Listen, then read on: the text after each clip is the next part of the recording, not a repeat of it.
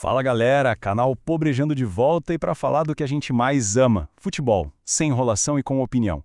Já deixa o like, se inscreve e bora. E hoje, na nossa série Heróis Improváveis, a gente vai falar da Grécia. A gente vai voltar lá para julho de 2004, uma data que, sério, foi um verdadeiro terremoto no mundo do futebol. Uma história que desafiou toda a lógica e provou que no campo, olha, nada é impossível. A pergunta que não quer calar até hoje é essa aí. Como é que um time que todo mundo via como, sei lá, um mero coadjuvante, um figurante, conseguiu fazer o impossível? Pois é essa história que a gente vai desvendar agora. Então, para a gente ter uma ideia do cenário, pensa só.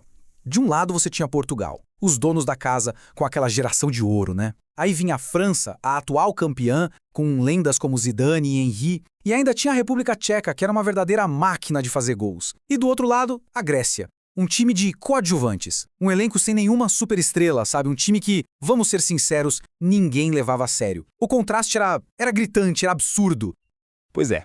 E foi exatamente nesse cenário, um clássico Davi contra Golias, que essa jornada começou. E pra gente entender de verdade o tamanho do que eles fizeram, a gente precisa voltar um pouquinho, para antes mesmo de a bola começar a rolar. O grande arquiteto por trás disso tudo foi um alemão, o técnico Otto Rehhagel. E olha, ele foi muito criticado na época, viu? Muita gente torceu o nariz porque ele montou um esquema super rígido que priorizava a defesa acima de absolutamente tudo. Esquece o futebol arte, esquece brilho individual, o plano era completamente outro. E essa frase da UEFA, cara, ela resume tudo de um jeito perfeito. A filosofia ali não era esperar o momento de genialidade de um craque. Era sobre esforço coletivo, metódico e uma obediência tática, assim, absurda. Eles sabiam, no fundo, que essa era a única chance que eles tinham. Beleza, então. Contexto dado, vamos pra ação. Porque, olha, os primeiros tremores desse terremoto no futebol foram sentidos logo de cara, já na fase de grupos. Imagina a cena. Jogo de abertura da Eurocopa. O primeiro grande choque. A Grécia vai lá e... pá! 2-1 em Portugal, os donos da casa. O estádio inteiro ficou mudo. Foi uma mensagem claríssima para a Europa inteira. Ó, a gente não tá aqui só para passear, não. E o caminho deles para se classificar é muito interessante de ver. Depois daquela vitória chocante, eles arrancaram um empate heróico contra a Espanha. E aí, olha que curioso, eles até perderam para a Rússia, mas foi, digamos, uma derrota controlada. Uma derrota que, no fim das contas, ainda permitiu que eles avançassem com 4 pontos. A estratégia estava funcionando. E é aqui, pessoal, que a história vira lenda de verdade. Chegou o mata-mata e a Grécia começou a encarar um por um só a realeza do futebol europeu. A coisa ficou séria. O primeiro desafio? Nada mais, nada menos que a França de Zidane e Henry, a atual campeã. Todo mundo esperava um atropelo, mas o que o mundo viu foi uma muralha grega intransponível e um gol decisivo de cabeça de Charisteas. Fim de papo. O campeão estava fora. Aí, na semifinal, era a vez da República Tcheca, um time super ofensivo. Jogo tenso, amarrado, 0-0. Na prorrogação, a decisão veio numa regra bizarra que quase ninguém mais lembra: o gol de prata.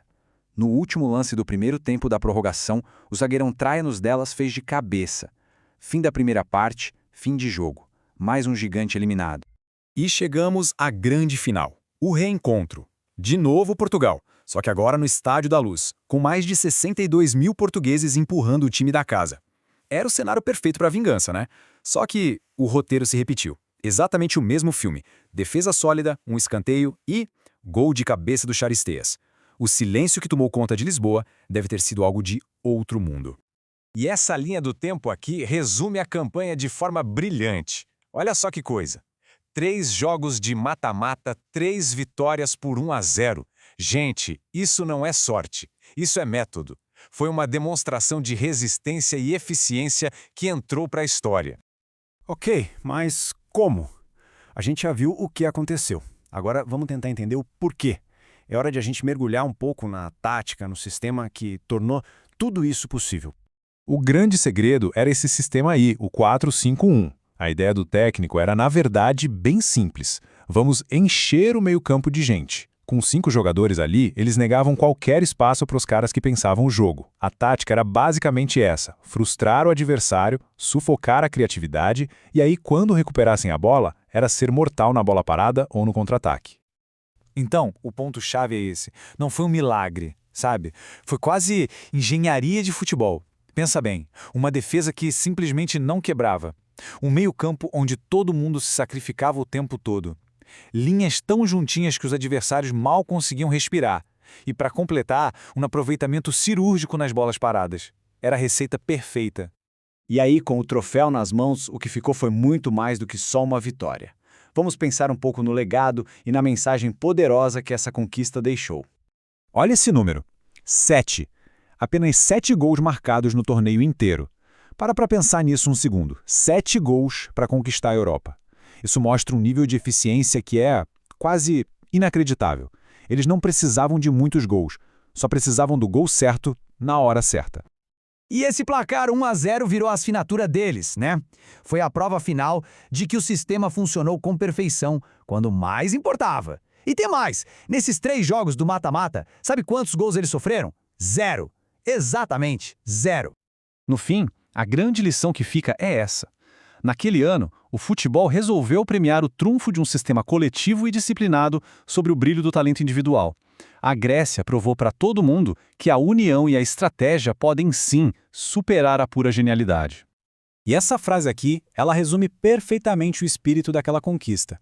Para aquela geração de jogadores, o impossível não era um ponto final. Era só mais uma barreira esperando para ser derrubada. E eu quero terminar deixando essa pergunta no ar. A história da Grécia de 2004 força a gente a pensar: o que realmente define um campeão? O prêmio máximo pertence aos mais talentosos ou aos mais unidos? Comenta aqui embaixo o que acha e compartilha. Aqui é o Pobrejando, futebol raiz, resenha sincera e opinião sem filtro. Até a próxima!